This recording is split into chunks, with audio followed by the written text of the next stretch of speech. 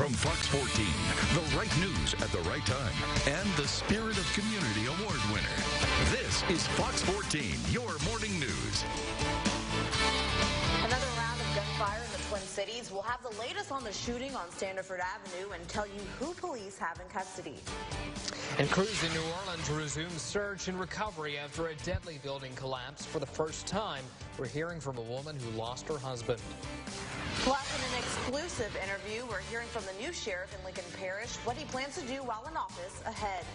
Good morning. We are coming up on 7:30 this Tuesday morning, and thank you for choosing Fox 14. Yeah, that's right. We are up and moving this Tuesday morning, but the story of the day is going to be a lot of the showers we'll be dealing with throughout much of the day today and heading into the week. But there's pros and cons to this, isn't that right, Lexi? Yeah, definitely, for sure. You know, there's going to be the potential for some flooding for some areas, which that's, you know, no bueno.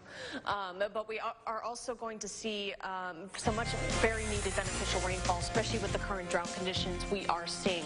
One thing you'll notice on the day planner, temperatures aren't really going to be warming up as much for today, and that's due to the rainfall and the cloud cover. Now, most of the showers for this morning and into early this afternoon will be to the north and along I-20, but as we get into the evening, some of that will move towards the south.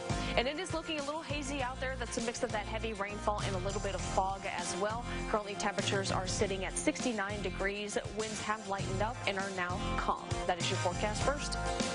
The Ouachita Parish Sheriff's Office is investigating a shooting that happened yesterday morning. That's our top story this Tuesday. Ouachita Parish deputies have arrested this man, 35-year-old Aaron Dwayne Kelly. It all happened Monday morning on the 1800 block of Standiford Avenue. Multiple agencies responded to the shooting. Authorities say one person was injured and taken to the hospital. The victim is not being identified at this time. Neighbors say that they are alarmed that something like this could happen in their neighborhood. Yeah, what is going on? Like, why are so many cop cars in our neighborhood? And then I heard that, like I said, that someone's been shot in the shoulder. You ran that way, and they said there was blood stains in this graveyard. Kelly is charged with 2 counts of attempted second-degree murder, 1 count of armed robbery, and 2 counts of drug possession. A Louisiana deputy shot and killed a man who had been accused of stealing a box of chicken. It happened in East Feliciana Parish Monday morning. The family of 31-year-old Christopher Whitfield says he had a diagnosed mental illness. Bess Casserly with the story. A large group of onlookers gathered at this Texaco in Ethel to find out what happened to a man well known in the community. Everybody know Bud, like, he was a good boy. According to the East Feliciana Sheriff's Office, Christopher Bud Whitfield was shot and killed by a deputy early this morning. They shot my son down like he was a dog. His family acknowledges Whitfield was attempting to steal a box of chicken and claims he was running away from the store when deputies shot him. But the sheriff's office could not confirm. Is it true that he was running away when he was shot? It's not necessarily true, but I'm not going to get too much into the details of what was going on at the time. Chief Criminal Deputy Greg Ferris says the shooting stemmed from some sort of confrontation. My son did what he did. They knew about my son. My son had Christopher in it, and he do stuff, but he didn't deserve to be shot down like no animal running home. His family says the 31-year-old suffered from mental health issues and had a petty criminal history. I mean, everybody had their faults. Everybody do stuff, but like my brother was really like the coolest person. Like it's so much. Like it's nothing I can say. Tough story there. Well, a dangerous rescue effort is still underway in New Orleans as firefighters search for a man in the hotel that partially collapsed Saturday. One injured worker remains hospitalized. The mayor says he's stable. One person is still unaccounted for after the partial collapse of the Hard Rock Hotel in New Orleans. Right now, rescue crews are working to pinpoint the missing worker's location. Investigators have expanded the evacuation zone because of the instability of the 2 cranes on site. They're worried the cranes would collapse as storms move in. At the crane that looks damaged, we've known about. The engineers determined that the other crane is just as risky. It is just as much damage and has possibility of collapsing as the first crane. That caused us to increase our evacuation zone. 2 people died and more than 20 people were hurt. Authorities have not said what caused the collapse. Search and rescue teams went into the building 5 times yesterday. The additional cranes that were brought in Monday were deemed inadequate by that night.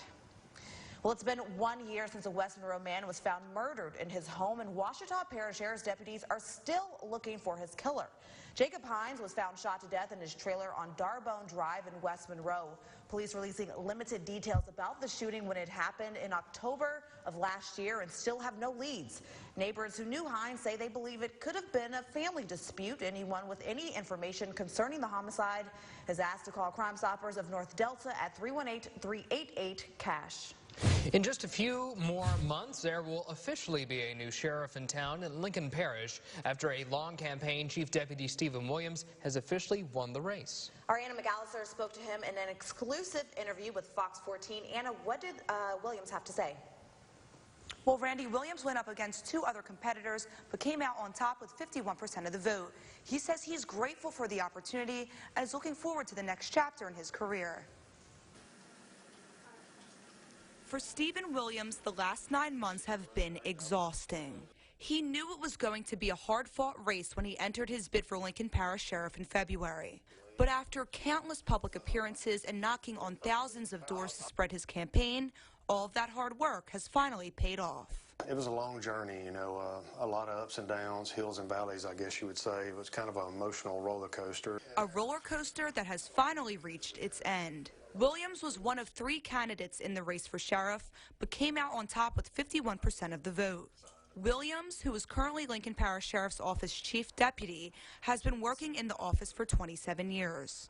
He started as a patrolman, working his way up to sheriff-elect. We asked him why he decided to run.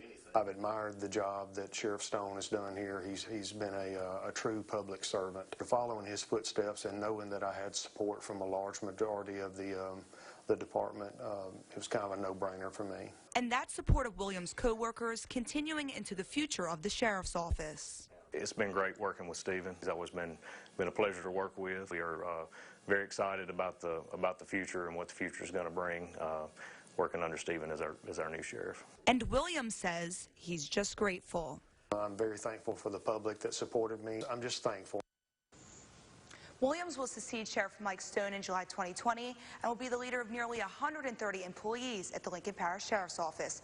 He says he'll be working closely with their narcotics department and will be integrating personnel with the DEA once he's in office. Live in the studio, Anna McAllister, Fox 14 News.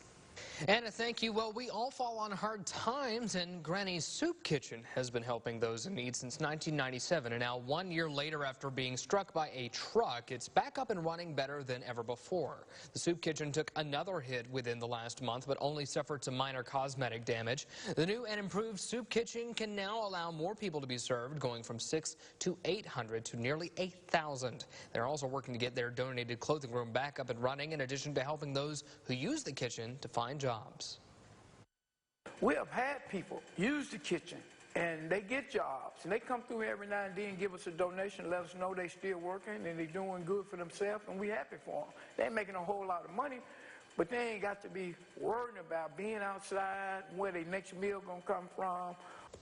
Granny's Soup Kitchen, always looking for folks to donate time to both the kitchen and clothing area. If you'd like to volunteer and help out, you can contact the number on your screen or visit myarklamas.com.